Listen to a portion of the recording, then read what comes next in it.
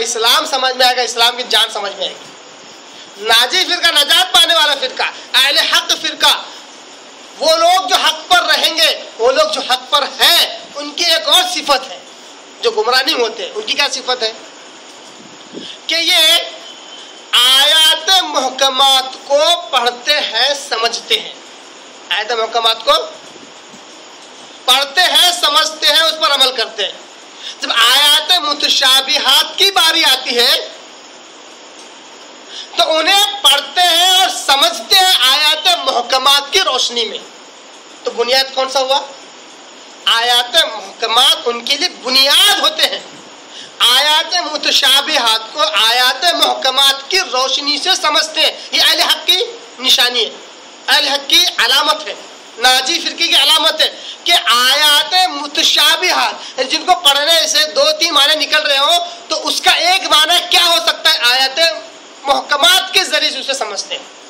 اور اہل باطل کی یہ پہچان ہے، گمراہ فرقے کی پہچان ہے کہ آیات متشابہات کو بنیاد بناتے ہیں، آیات متشابہات کو اپنے عقیدے کی، انشاءاللہ ایک بڑی زبردست مثال دوں گا، اپنے عقیدے کی، اپنے مسئلے کی بنیاد بناتے ہیں اور اس کے ذریعے سے آیات متشابہات بھی سمجھتے ہیں، آیات محکمات بھی سمجھتے ہیں۔ گویا کہ آیات متشابہات کو بنیاد بناتے ہیں۔ اتنا ہی نہیں، ان کی اس گھنونی اور گندی حرکت سے وہ کئیوں مرتبہ آیات محکمات کو بھی آیات متشابہات بنا دیتے ہیں۔ کیوں؟ کیونکہ انہوں نے بنیاد آیات متشابہات کو بنایا۔ متشابہات، بار بار لفظ استعمال کر رہا ہوں، بات سمجھ میں آ رہی ہے نا؟ آیات متشابہات کو بنیاد بنانے کی وجہ سے آیات محکمات بھی ان کے سامنے آتی ہیں تو اس کا بھی معنی مفہوم بدل دیتے ہیں، اس کی بھی تعویل کر دیتے ہیں۔ جیسا کہ اللہ تعالیٰ آگے کہتا ہے نا کہ وہ کیا کرتے ہیں؟ اس کی تعویلیں اس لیے کرتے ہیں تاکہ لوگوں میں فتنہ برپا کرے۔ متشابہات ہی نہیں، جس کی اللہ تعالیٰ قرآن بیان کر رہا ہے، مذمت کر رہا ہے، یہ متشابہات میں تعویلیں کر کے لوگوں کو گمراہ کرتے ہیں۔ ان کی یہ گھناؤنی حرکت کبھی کبھی اس درجے تک پہنچ جاتی ہے کہ آیات محکمات کو بھی وہ متشابہات کر دیتے ہیں، اس کی بھی تعویلیں کر دیتے ہیں۔ یہ اہل باطل کی علامت ہے۔ آئیے میں مثال دے دیتا ہوں جو عام طور پر ہمارے ڈیلی روٹین میں اس سے ہم کو سابقہ پڑتا رہتا ہے، بہت سارے لوگ اس سے دوچار ہوتے رہتے ہیں۔ اب ایک آیت ہے سورہ طٰہٰ کی، سورہ طٰہٰ سورہ نمبر 20 ہے، اس میں بالکل ابتدائی آیتیں ہیں۔ اس میں اللہ تبارک تعالیٰ کہتا ہے اپنی ذات کے تعلق سے، میں اللہ کی ہستی کے تعلق سے بیان کر رہا ہوں۔ اس میں بھی وہ آیتیں جو بالکل واضح ہے اور وہ آیتیں جس میں وضاحت نہیں پائی جاتی ہے، اس کے اندر کس چیز کی طرف جائیں گے؟ آیات محکمات کو کہتے ہیں جو واضح ہو۔ اہل حق کی پہچان کیا ہے؟ یہ واضح چیزوں کو اصل سمجھتے ہیں۔ اللہ نے کہا نا ام الکتاب، آیات محکمات یہ اصل کتاب ہے نا۔ اللہ تبارک تعالیٰ کہاں ہے؟ اللہ تبارک تعالیٰ اس کے طرف سے اللہ کہتا ہے سورہ طٰہٰ کے اندر سورہ نمبر 20 آیت نمبر 1 سے لے کر 5 تک اگر آپ دیکھیں تو معلوم ہوتا ہے، اللہ کہتا ہے طٰہٰ ما انزلنا علیک القرآن لتشقی، اے محمد صلی اللہ علیہ وسلم ہم نے آپ پر اس قرآن کو اس لیے نہیں نازل کیا ہے کہ آپ تکلیف اٹھائیں، الا تذکرۃ لمن یخشی، اس لیے ہم نے نازل کیا تاکہ یہ اس سے نصیحت ملے اس شخص کے لیے جو ڈرتا ہے۔ تنزیلا ممن خلق الارض والسماوات العلی، یہ نازل کیا گیا اس کی طرف سے جس نے زمین کی اور آسمانوں کی پیدائش کی جو زمین کے اوپر ہے۔ آیت نمبر 5 میں اللہ کہتا ہے کون ہے وہ جس نے پیدائش کی ان سب کی؟ کون ہے جس نے قرآن نازل کیا؟ الرحمن، وہ رحمان ہے۔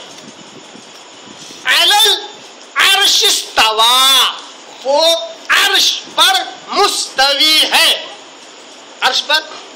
اس کا ظاہری معنی جو واضح اور کھلا ہوا سمجھ میں آ رہا ہے، اللہ تبارک تعالیٰ نے آسمان زمین کی سب کی پیدائش کر کے اللہ تبارک تعالیٰ عرش پر مستوی ہے۔ مستوی کا عام مفہوم جو سمجھ میں آنے کے لیے وہ ہے اللہ تبارک تعالیٰ عرش پر، جو کہ اللہ کرسی ہے اس پر بیٹھا ہوا ہے۔ بیٹھا ہوا لفظ مناسب نہیں آنا ہے، مستوی ہے کہتے ہیں اس کو۔ یہ کافی حد تک وضاحت کرتی ہے نا کہ اللہ کہاں ہے؟ اللہ عرش پر مستوی ہے۔ ایک نہیں کئیوں جگہ پہ یہ آیت اللہ نے ریپیٹ کی ہے. ایک جگہ تو اللہ کہتا ہے کہ اللہ نے سب سے پہلے فلاں کو بنایا, سب سے پہلے فلاں کو بنایا, پوری مخلوقات کا ذکر کرتا ہے. ان سب کو بنانے کے بعد اللہ تبارک تعالیٰ پھر آسمان کا متوجہ ہوا, پھر اس کو بنایا, پھر اس کے بعد اللہ تبارک تعالیٰ عرش پر مستوی ہوا. آخر میں کیا ہوا؟ اللہ تبارک تعالیٰ عرش پر مستوی. اس میں وضاحت پائی جاتی ہے کہ اللہ کہاں ہے.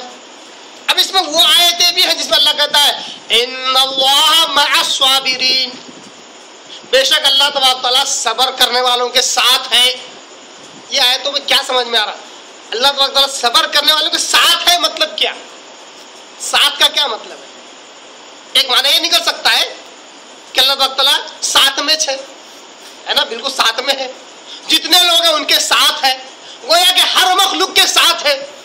گویا کہ اللہ تبارک تعالیٰ اپنی نعوذ باللہ ذات کے اعتبار سے ہر جگہ ہے.